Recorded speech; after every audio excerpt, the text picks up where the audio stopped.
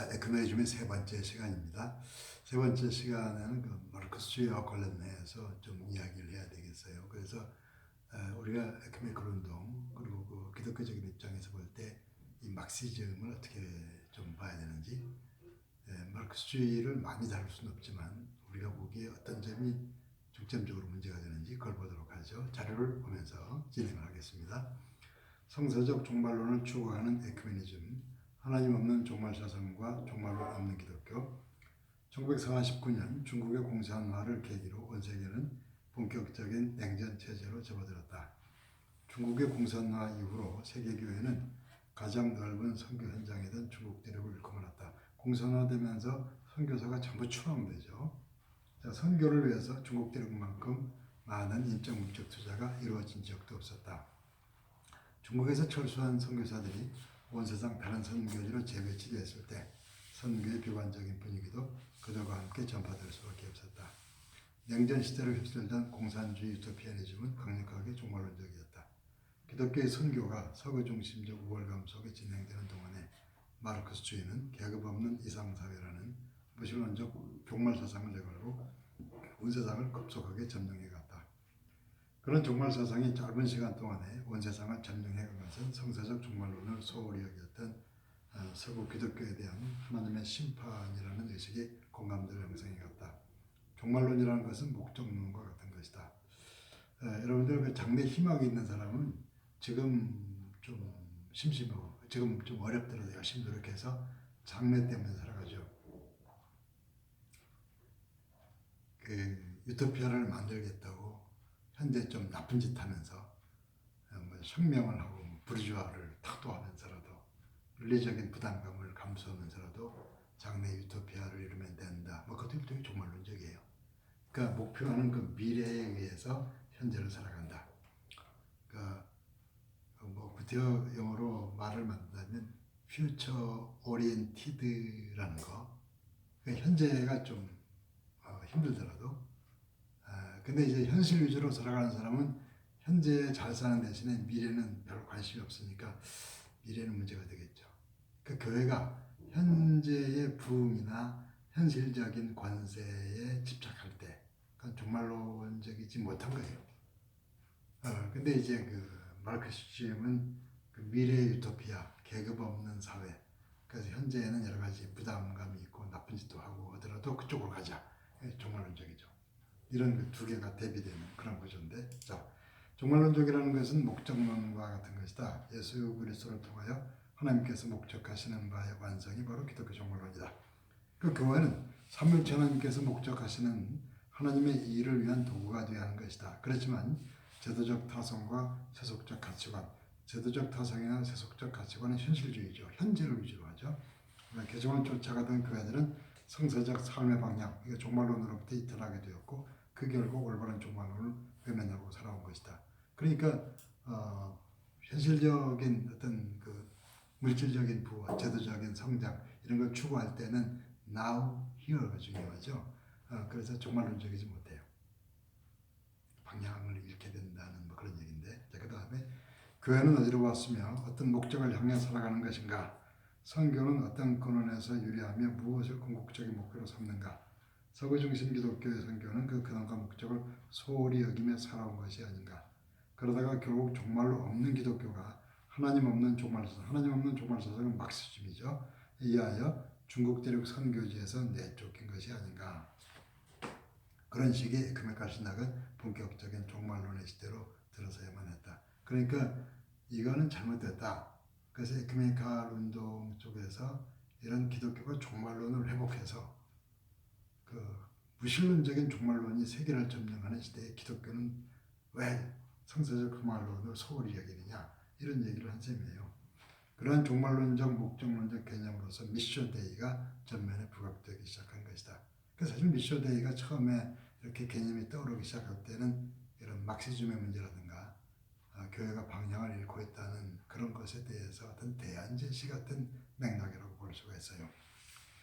자, 1960년대 이후 한동안 한국의 많은 교회들은 부흥과 성장에 집중해왔다. 교회는 하나님의 백성을 하나님께서 목적하시는 방향으로 이끌어가는 선교의 도구라야 하는데 이 땅의 교회들은 그렇게 하지 않았다. 되신 모든 것이 교회 자신을 위해 존재해야 하는 방식의 교회론적 내용들이 목회자 가르침의 전반을 차지하고 있었다. 여러분들, 교회 자신을 위해 존재해야 한다. 모든 것이 현실적이고 now here죠.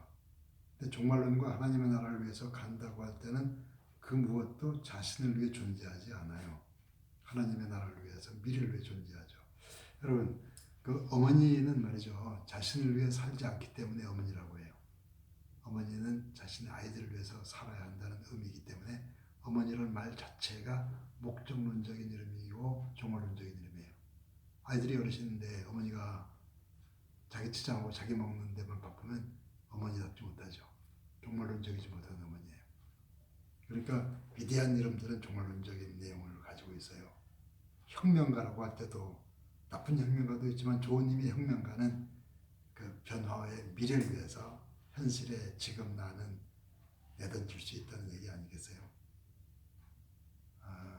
예수 그리스도께서 아버지를 위해서 희생된 아들, 백성을 위해서 죽는 목자, 하나님 나라를 위해서 now here는 골고다에서 죽어가는 그런 우리의 메시아.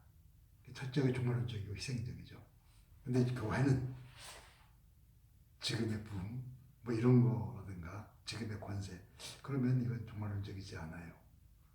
그 외 미쇼데이는 그 종말론적이지 못한 그런 대상을 향해서 비판적으로 깨트려가는 뭐 그런 개념이라고 볼 수도 있어요. 깨트린다는 게 좀 과격하긴 한데, 자, 내용을 보죠. 그런 시대에 우리 사회의 한편에 강력한 영향을 미쳐온 마르크스주의는 강력한 목적론적인 내용들을 제시하고 있었다. 비판적인 젊은 지성인들에게는 보편 세계의 미래를 다 해결할 것처럼 보이는 마력에 가까울 정도의 역동적 미력을 제시하고 있었다.